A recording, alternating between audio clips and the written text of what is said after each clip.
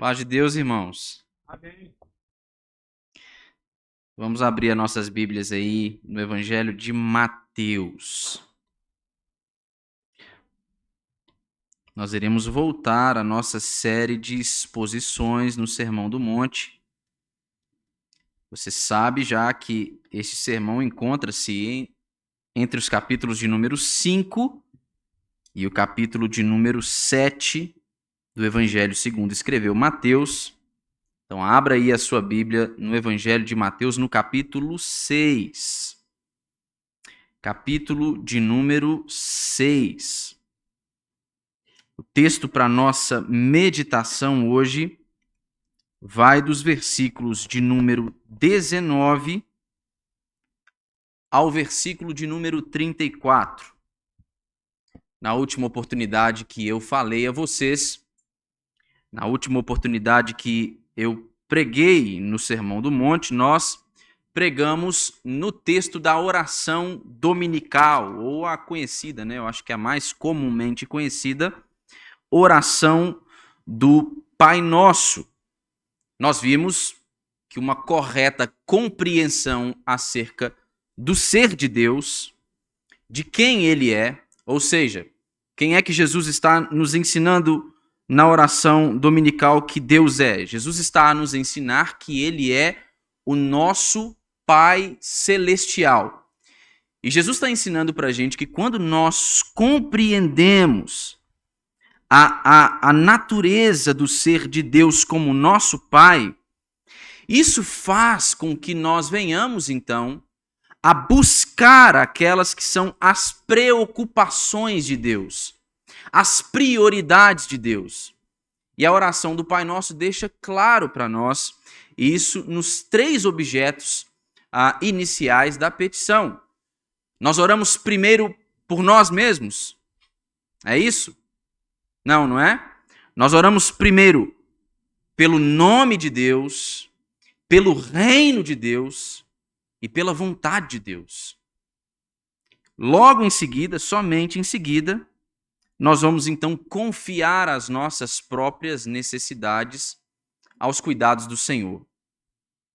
Esse tema reflete muito a natureza daquelas que devem ser as nossas prioridades. Na oportunidade eu disse isso a vocês. E de uma certa maneira, o discurso de Jesus continua a ecoar estes temas. Mas há um tema central aqui. John Stott acredita que o pano de fundo agora para essa segunda parte do capítulo de número 6 é o tema da ambição. O que está por trás do discurso, do sermão de Jesus aqui, é o tema da ambição. E nós vamos pensar um pouco a respeito disso hoje, nessa oportunidade. Então, veja aí o texto, eu lerei, vocês podem acompanhar silenciosamente, os que puderem, mantenham a sua Bíblia aberta. Nos diz assim a palavra de Deus, capítulo 6, verso 19. Não acumuleis para vós outros tesouros sobre a terra, onde a traça e a ferrugem corroem, e onde ladrões escavam e roubam. Mas ajuntai para vós outros tesouros no céu, onde traça nem ferrugem corrói, e onde ladrões não escavam nem roubam. Porque onde está o teu tesouro, aí estará também o teu coração. São os olhos a lâmpada do corpo. Se os teus olhos forem bons, todo o teu corpo será luminoso. Se, porém, os teus olhos forem maus, todo o teu corpo estará em trevas. Portanto, caso a luz que em ti há sejam trevas, que grandes trevas serão. Ninguém pode servir a 2 senhores, porque ou há de aborrecer-se de um e amar ao outro, ou se devotará a um e desprezará ao outro. Não podeis servir a Deus e às riquezas.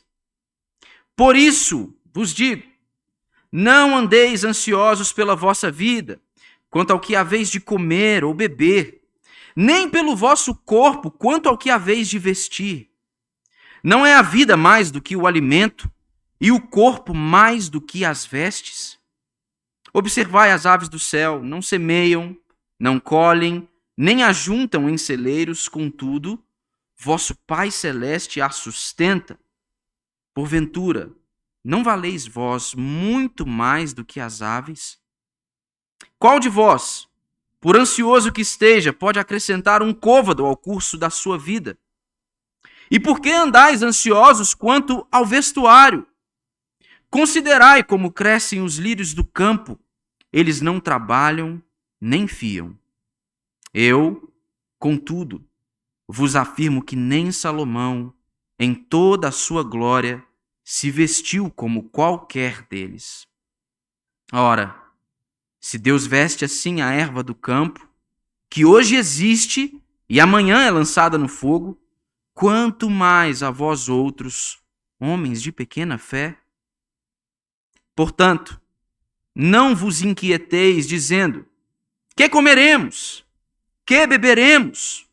Ou com o que nos vestiremos? Porque os gentios é que procuram todas estas coisas. Pois vosso Pai Celeste sabe que necessitais de todas elas. Buscai, pois, em primeiro lugar, o seu reino e a sua justiça, e todas estas coisas vos serão acrescentadas. Portanto, não vos inquieteis com o dia de amanhã, pois o amanhã trará os seus cuidados. Basta ao dia o seu próprio mal. Feche os seus olhos, vamos falar com o Senhor.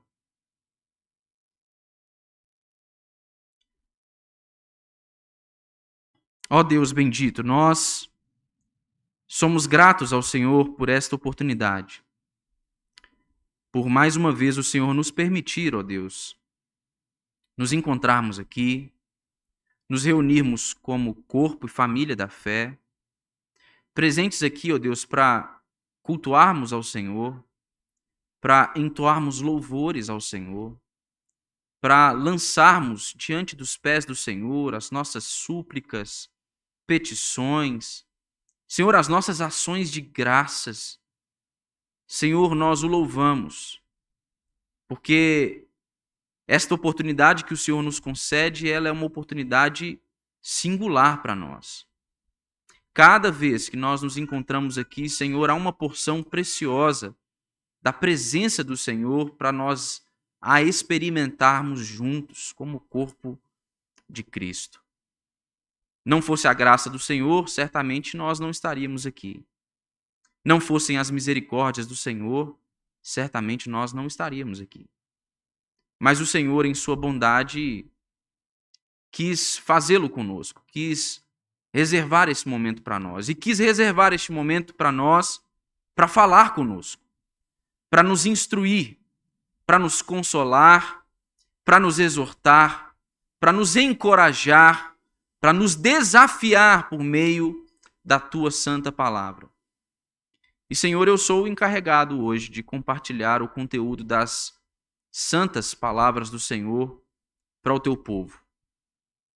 Cabe a mim esta responsabilidade. Está sobre os meus ombros esse peso. E eu suplico ao Senhor, no nome de Jesus Cristo, o bendito Salvador e Redentor das nossas almas, que não me deixe fazê-lo confiado em minha própria capacidade. Eu não posso fazer coisa alguma. Mas que o Senhor me esconda atrás da cruz de Cristo e que o teu Santo Espírito, que habita dentro de nós, que ele nos convença das palavras do Senhor, para a glória do Senhor mesmo e para o estabelecimento do teu reino em nosso meio. Esta é minha oração em nome de Jesus. Amém. Amém. Veja só, meus irmãos, uma busca rápida no Google e nós vamos ver aqui uma definição da Oxford Languages, que diz que ambição é um forte desejo de poder ou riquezas, honras ou glórias, cobiça, cupidez. Se nós considerarmos essa definição, então a ideia de John Stott de que o tema que está por trás desta porção aqui do capítulo 6 que nós lemos, como sendo a ambição, talvez seja equivocada, porque existem outras coisas que nos saltam aos olhos aqui à medida que nós lemos este texto.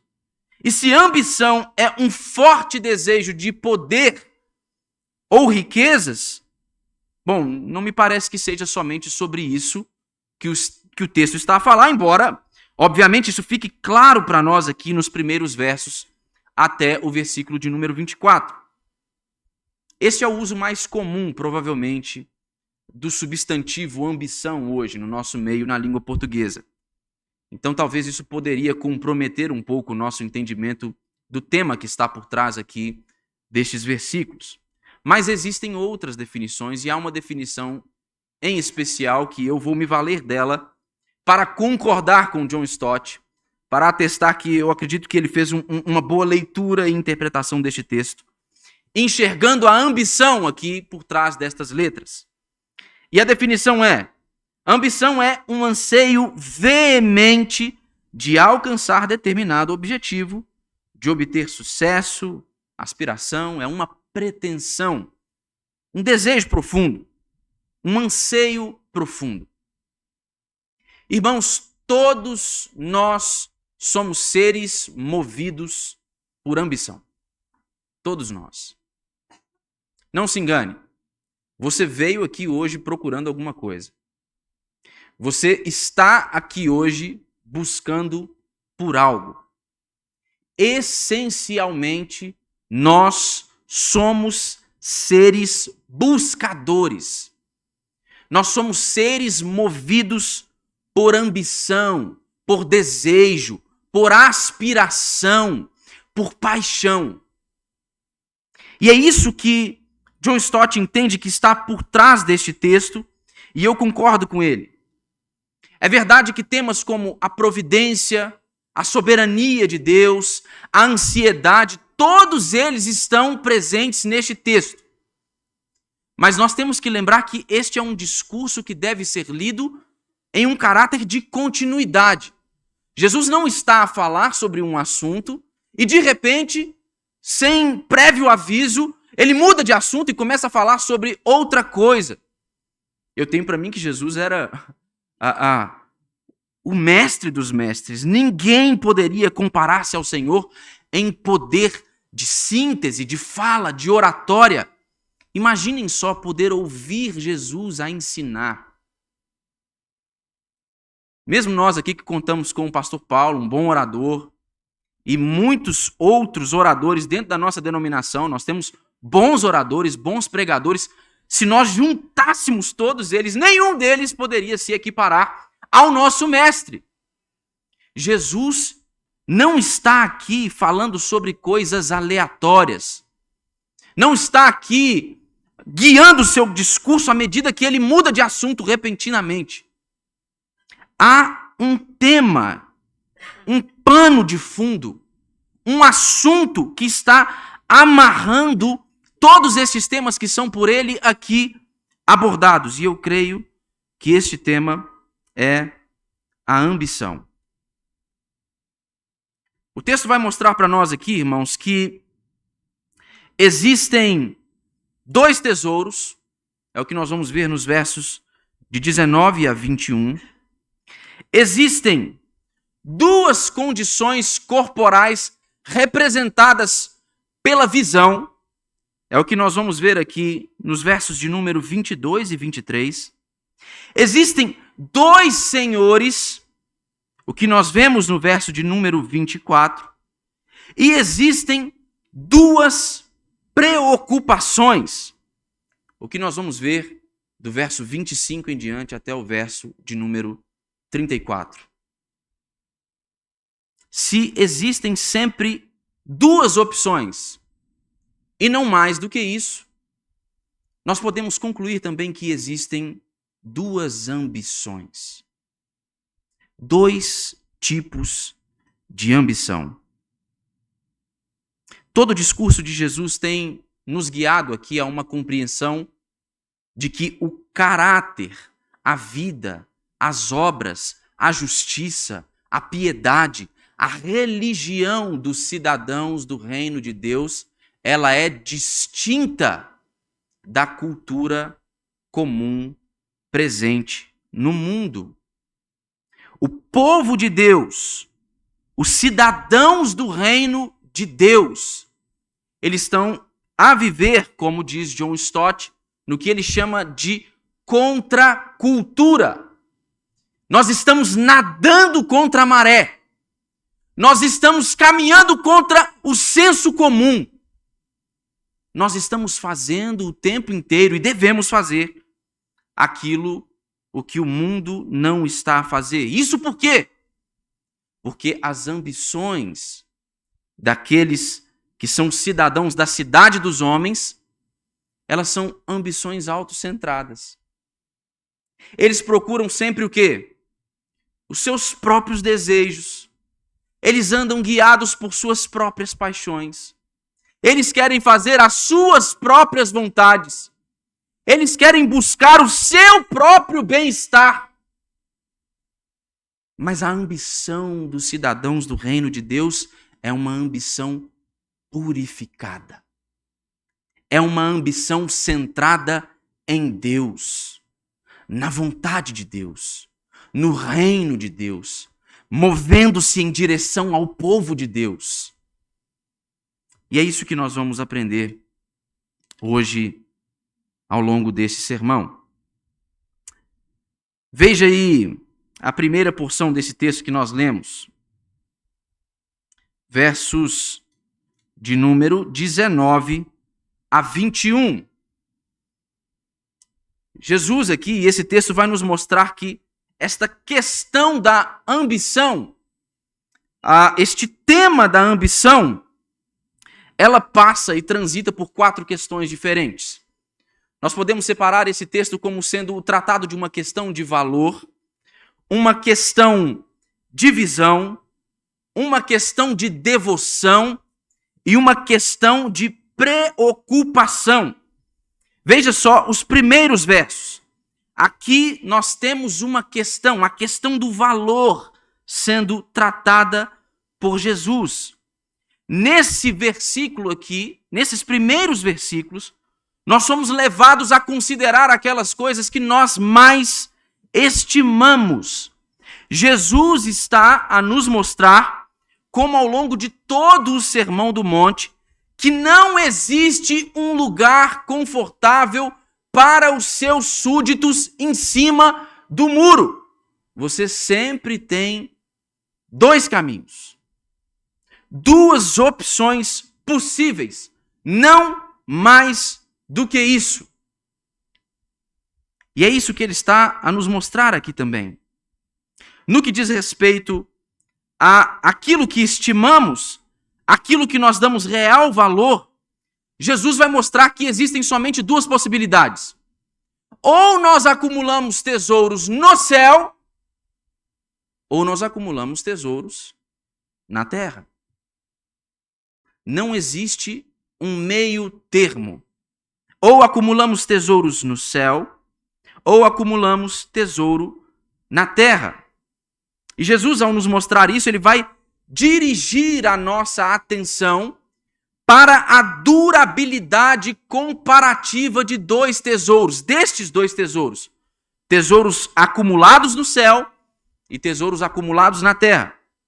O texto diz assim, no verso 19, Jesus diz: não acumuleis para vós tesouros sobre a terra, onde a traça e a ferrugem corroem, e onde os ladrões escavam e roubam.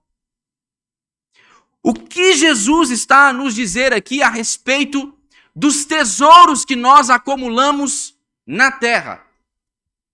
Jesus está a nos mostrar, irmãos, que os tesouros que nós acumulamos na terra são corruptíveis. São tesouros corruptíveis. Ele diz primeiro que os tesouros que nós ajuntamos na terra são tesouros que a traça e a ferrugem corroem.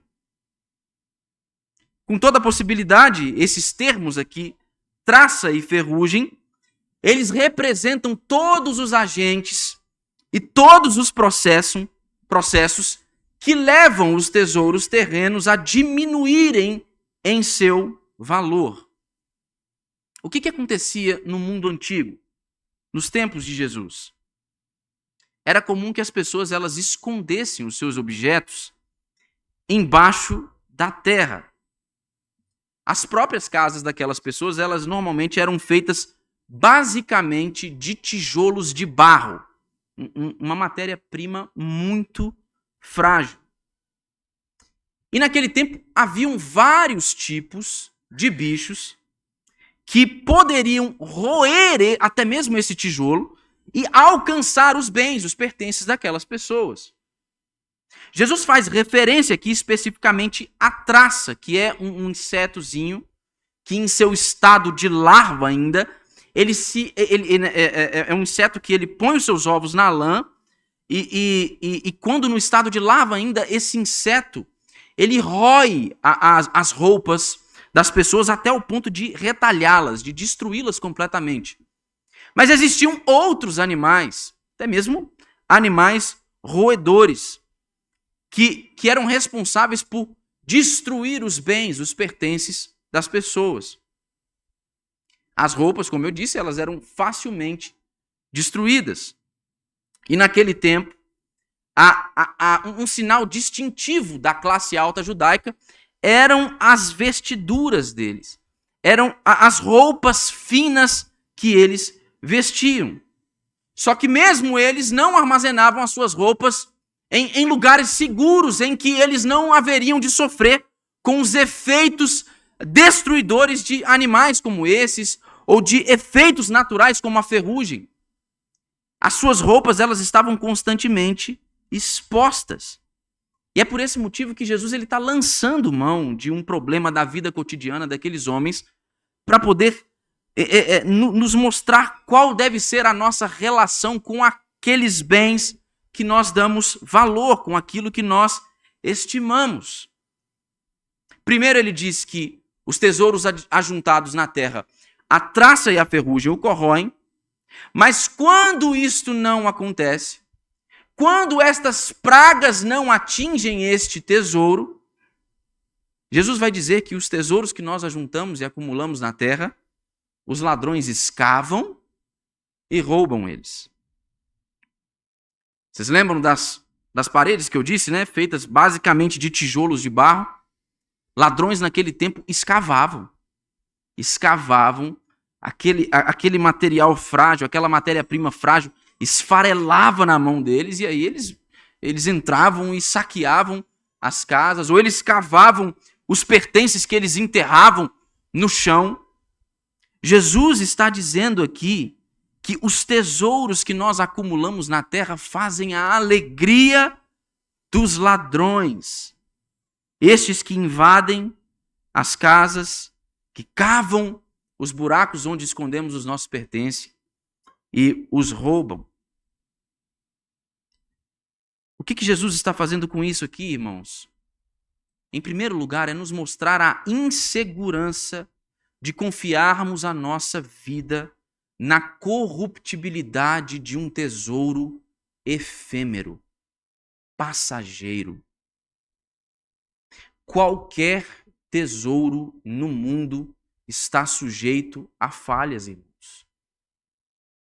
Qualquer tesouro no mundo, seja por deterioração, ou seja por meio de circunstâncias imprevisíveis, qualquer tesouro no mundo é corruptível.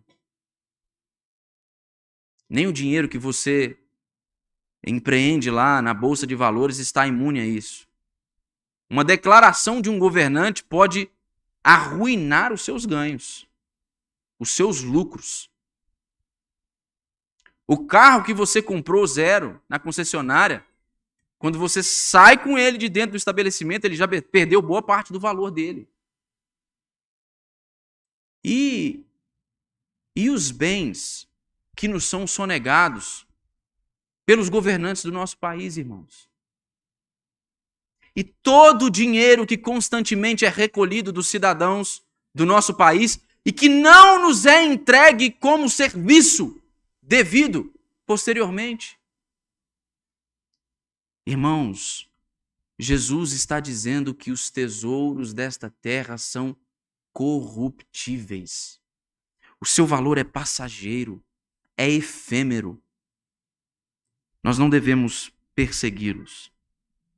Mas o texto continua no verso 20.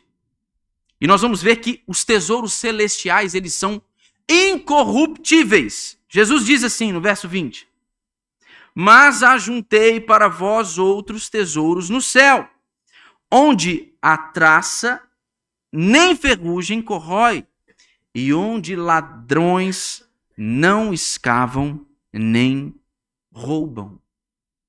Jesus está mostrando para a gente aqui, irmãos, que somente o céu está imune aos efeitos do tempo e do pecado. Somente uma ambição purificada, uma ambição que nos move em direção a Deus, uma ambição que nos move em direção ao céu. Somente esta ambição pode nos garantir estes tesouros de valor verdadeiro e profundo. Não é um valor qualquer, não, irmão. Ao contrário do tesouro do mundo, dos tesouros acumulados na terra, ao contrário da incorruptibilidade destes tesouros, da corruptibilidade desses tesouros, os tesouros celestiais, eles não são passageiros, eles têm valor eterno, eles não estão sujeitos à inflação ou às quedas nas bolsas de valores, eles permanecem a acumular valor e mais valor e mais valor, e é a estes tesouros que nós devemos perseguir. Jesus está dizendo que é estes tesouros que nós devemos acumular, porque este é um tesouro eterno, totalmente protegido, reservado para os verdadeiros cidadãos do reino de Deus. Jesus está virando os valores do mundo aqui de cabeça para baixo, irmãos. Ele está virando de ponta cabeça. Jesus está mostrando para a gente que a nossa vida não consiste nos tesouros que nós acumulamos. Jesus está falando aqui sobre o nosso coração, sobre as nossas ambições, sobre aquilo que inflama as nossas paixões. E a preocupação de Jesus é com esse nível profundo de interesse e empenho que nos move. E é por isso que ele diz no verso 21, porque onde está o teu tesouro, aí estará também o teu coração. Jesus está a nos mostrar aqui que a questão da ambição que está por trás do discurso dele é uma questão de valor, de saber conferir ou atribuir valor devido àquilo o que se deve guardar. Em segundo lugar, é uma questão de visão também. Veja aí os versos de número 22 a 23. Jesus passa agora da durabilidade comparativa de dois tesouros para o benefício comparativo derivado de duas condições corporais. O contraste que Jesus estabelece agora é entre uma pessoa cega e uma pessoa que pode enxergar, uma pessoa que pode ver. Ele vai dizer que a pessoa que tem visão, ela está na luz. Mas aquela pessoa que não enxerga, ela está nas trevas. Ele diz no verso 22, no início, ele diz assim: são os olhos a lâmpada do corpo. E essa aqui é uma figura de linguagem facilmente compreensível. Quase tudo que o corpo faz, irmãos, depende da nossa visão. Se você trabalha especialmente com algum trabalho manual, você precisa da sua visão. Você precisa de visão para atravessar a rua, você precisa de visão para cozinhar, você precisa de visão para dirigir, você precisa de visão para tudo na sua vida.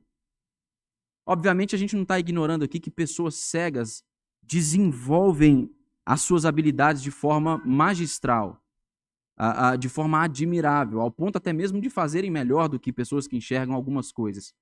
Mas o ponto aqui é um comparativo simples que Jesus está fazendo. O olho, por assim dizer, o que Jesus está dizendo é que o olho ele ilumina o que o corpo faz. O princípio de Jesus aqui é: a pessoa que vê, ela caminha na luz, mas a pessoa que é cega, ela está nas trevas. E a grande diferença entre luz e escuridão do corpo aqui se deve a esse pequeno órgão que é o olho. Ele vai continuar a dizer aí no verso 22, se os teus olhos forem bons, todo o teu corpo será luminoso. Se, porém, os teus olhos forem maus, todo o teu corpo estará em trevas. Jesus ele passa da importância de nós termos o coração no lugar correto para a importância agora de nós termos uma visão correta. E parece que o argumento de Jesus aqui é o seguinte: assim como o olho ele afeta todo o nosso corpo, a nossa ambição, ela afeta toda a nossa vida. Ela nos move, seja em luz, ou seja, em meio às trevas. A nossa ambição afeta toda a nossa vida. Assim como um olho que vê, ele dá luz ao corpo, também uma ambição nobre e obstinada de servir a Deus e aos outros acrescenta sentido à vida do crente e lança luz sobre tudo o que ele faz.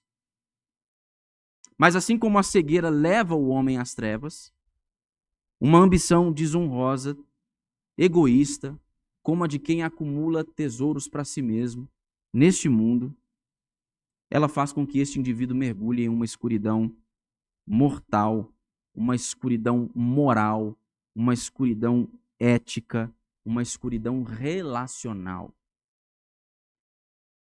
Quando nós nos movemos como cegos, com uma ambição cega, nós nos tornamos intolerantes, nós nos tornamos desumanos, nós nos tornamos implacáveis, porque tudo o que uma ambição cega vê, que é um paradoxo, mas em última instância é o próprio ventre.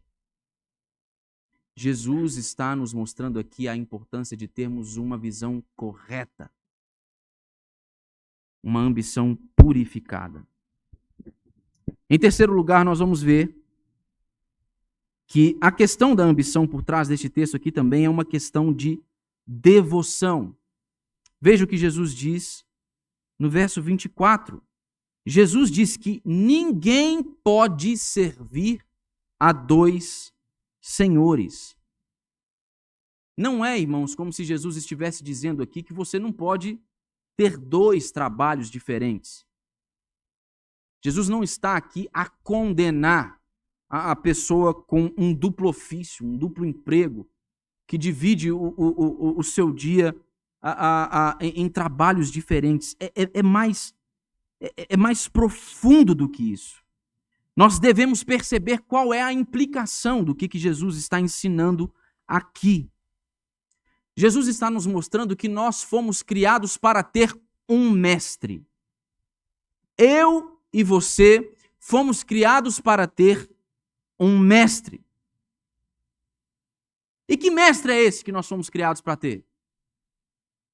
Por quem é que nós fomos criados? Nós fomos criados pelo Senhor e para o Senhor. Deus nos criou para si mesmo. Ele é o Senhor, quer você queira, meu irmão, ou quer não. Ele é o Senhor dos senhores. E nós somos criados de uma forma tal que a adoração, a devoção, é uma parte indissociável da nossa natureza. Não há como separar isso. Você é um ser criado para adorar. Você é um ser criado para uma devoção servil a um Senhor. Ou você irá devotar-se ao Senhor dos Senhores, ou você irá devotar-se a qualquer outro Deus falso. Ou os nossos anseios, a nossa ambição, a nossa procura, a nossa busca vai ser saciada através da nossa rendição completa ao Deus verdadeiro, ou então nós vamos nos entregar às nossas paixões e a tudo aquilo que falsos deuses têm para nos oferecer. Se nós paramos de adorar ao Senhor, nós passamos então, irmãos, a adorar a criatura. Ao invés de sermos servos do Senhor, nós nos tornamos escravos daquilo que Deus criou. Nós vamos ver isso um pouco depois. Nós vamos ver isso quando Jesus fala sobre as preocupações dessa vida.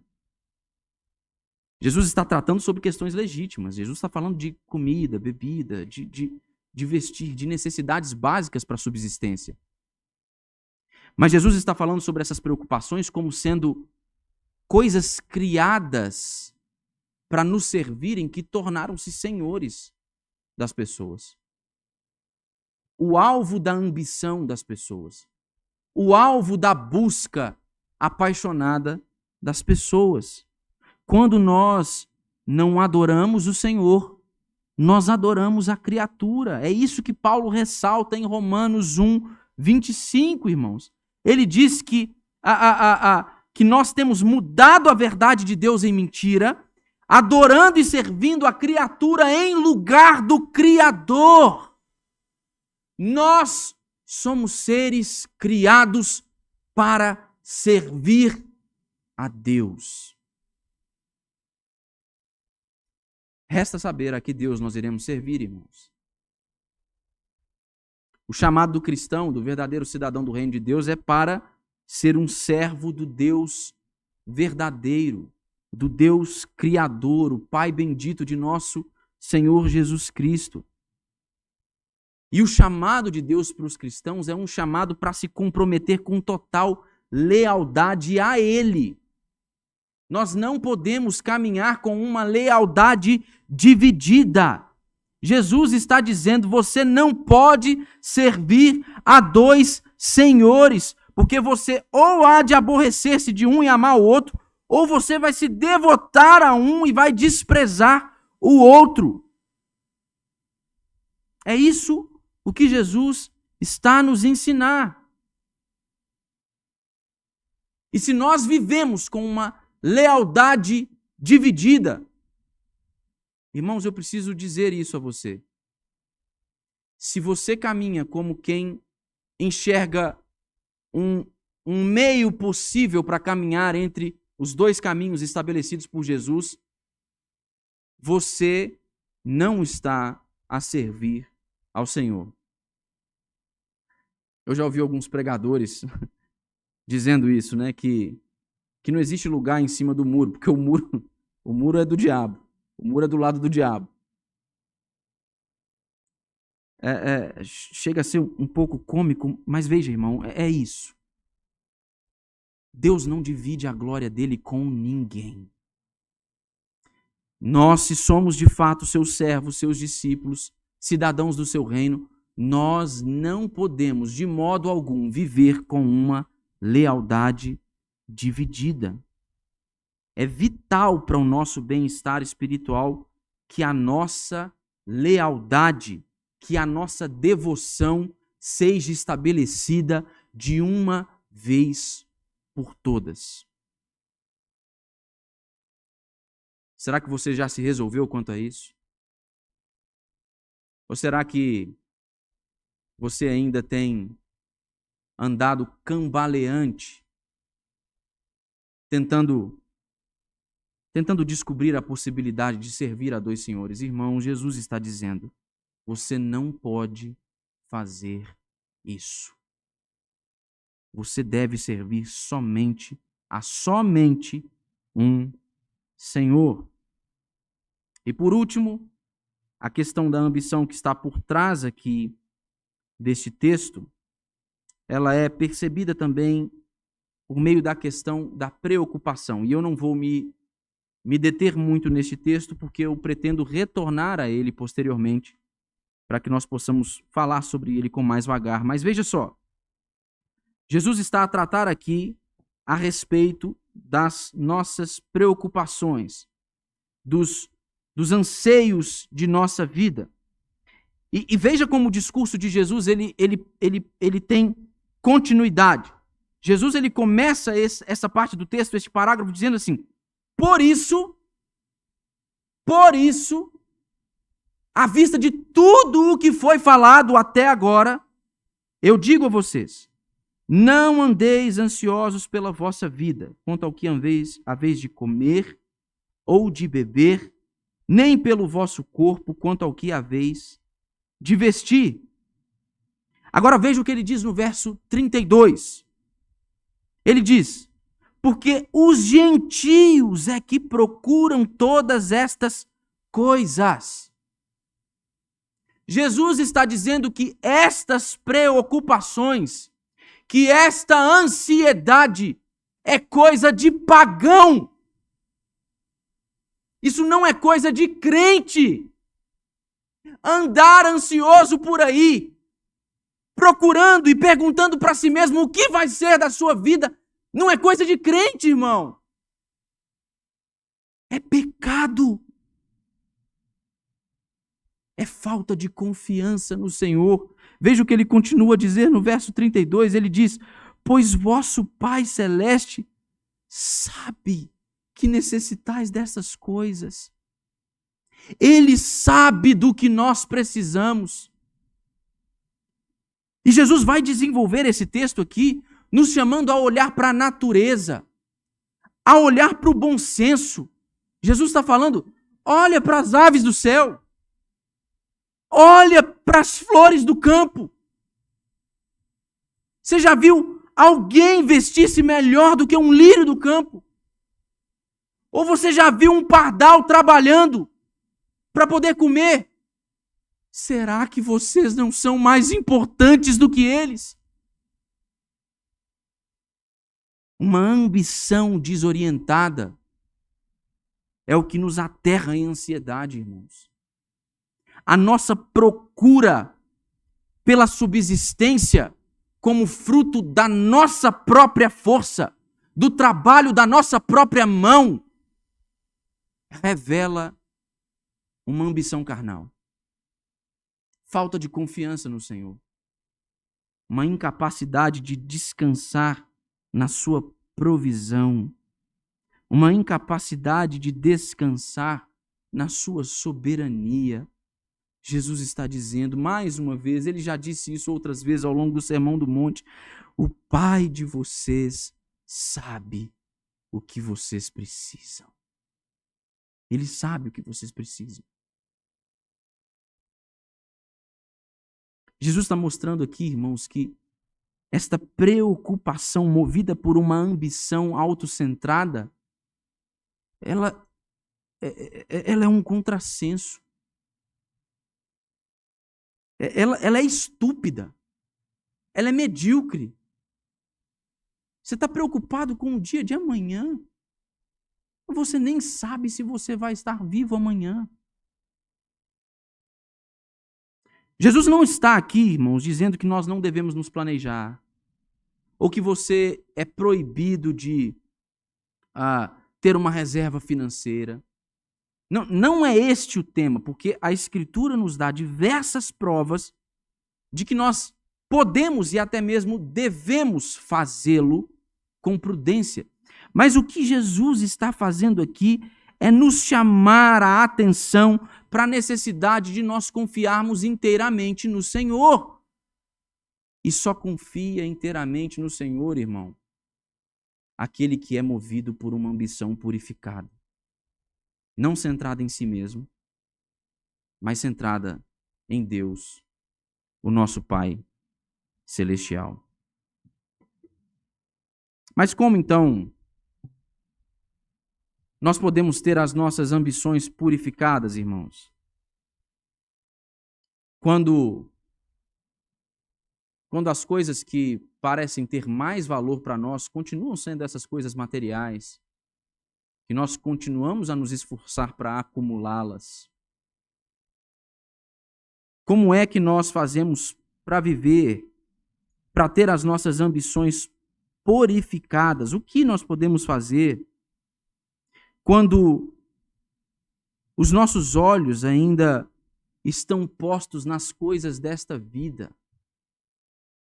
Quando o que nos chama a atenção ainda é a beleza das coisas criadas? O que é que a gente pode fazer para viver com uma ambição purificada, irmãos, quando a nossa vida ela é levada de uma tal maneira que parece que nós estamos a servir a um outro Senhor que não o Senhor verdadeiro, porque nos resta pouco tempo na nossa agenda para nós dedicarmos ao Senhor? Como é que nós podemos viver com uma ambição purificada quando parece que a gente continua preocupado com o que vai ser do dia de amanhã? O que a gente pode fazer? Nada, irmãos, a gente não pode fazer nada. A gente não pode fazer nada. O pecado fez isso com a gente.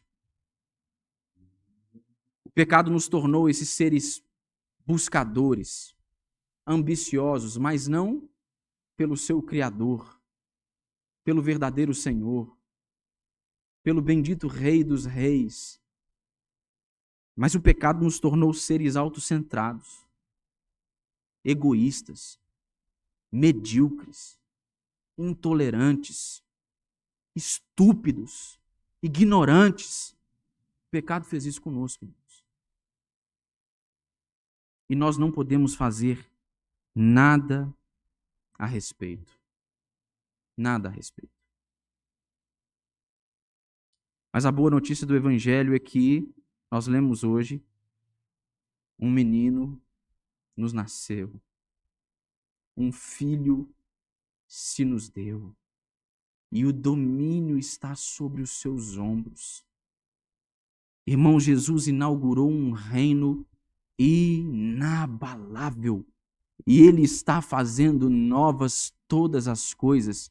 Deixe-me dizer a você, você não pode fazer nada para ter as suas ambições purificadas, mas Jesus pode e Ele faz. Ele faz. O Evangelho nos ensina que Jesus, Ele é Deus. Jesus, Ele é Deus e Ele se fez carne, homem, habitou no meio de nós. O Evangelho nos ensina que Ele viveu vida reta, santa e agradável ao Senhor. Jesus mesmo dizia que a sua comida e a sua bebida era fazer a vontade do Pai. Jesus foi então perseguido, difamado, caluniado, preso, entregue às autoridades e morto. Mas o Evangelho nos diz que ao terceiro dia, Jesus ressuscitou dentre os mortos, apareceu aos discípulos e a outros mais de seus seguidores, caminhando por 40 dias nessa terra, foi assunto aos céus e há de voltar para buscar a sua igreja. Aquele que venceu a morte é aquele que encravou na cruz as nossas ambições egoístas e autocentradas. O poder de Cristo sobre a morte, a sua herança incorruptível, o seu reino inabalável, significam, irmãos, que nós podemos ter as nossas ambições purificadas. Nós podemos. nós podemos viver uma vida centrada em Deus, voltada para Deus, rumando para o céu, enquanto nós aguardamos o nosso Redentor. Mas isso tem implicações seríssimas para mim e para você. Porque o poder de Cristo para ressurgir dos mortos e para transformar e purificar as nossas ambições requer rendição completa. É mesmo Jesus que está a dizer aqui: você não pode servir a dois senhores. Você não pode viver com uma lealdade dividida. Você não pode viver como um cego. O seu coração precisa estar nos lugares corretos. Você precisa se preocupar com as coisas certas. Isso porque, irmãos, Jesus é aquele diante do qual nós abrimos mão de todas as coisas a que antes nós atribuíamos valor.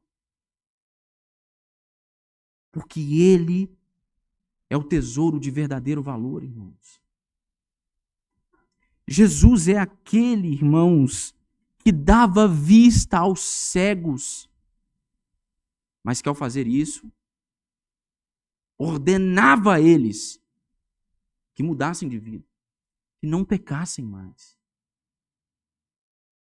Irmãos, Jesus é aquele que é o Criador, o Verbo de Deus, o Senhor Todo-Poderoso, o próprio Deus encarnado. Diante dele, todo joelho há de se dobrar, toda língua haverá de confessar que ele é Deus. Jesus é aquele, irmãos, que quando nós olhamos para ele, nós não conseguimos ver coisa alguma mais, porque a beleza dele nos atrai.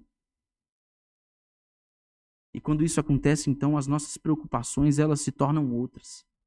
A nossa vida, ela se torna outra.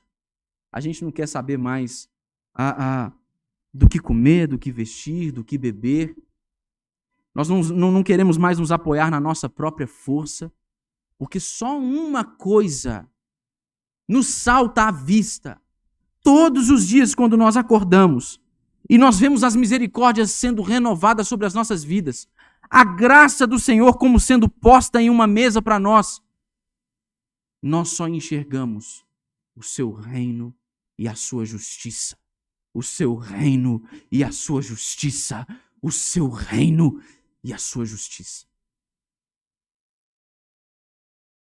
Se não é isso o que tem brotado no seu coração, se não é isso o que tem imperado sobre a sua vida,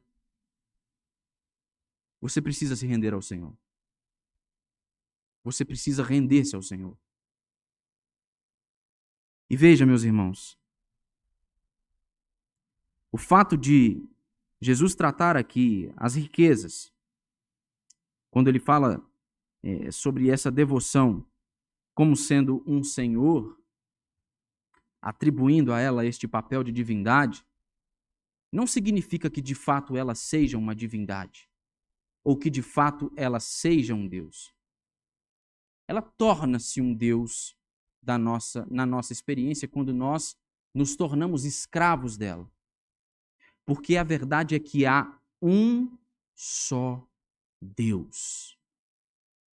E quando este apresentar-se nos céus, cheio de glória, todos estes falsos deuses, falsos ídolos, vão cair por terra. A oportunidade é hoje, irmãos. É agora de render-se a este Pai amoroso que sabe aquilo do que nós necessitamos. Tanto sabe, irmãos, que Ele nos deu Jesus. Ele sabe do que eu e você precisamos. Que Ele purifique nossas ambições. Que Ele purifique o nosso coração, a nossa visão.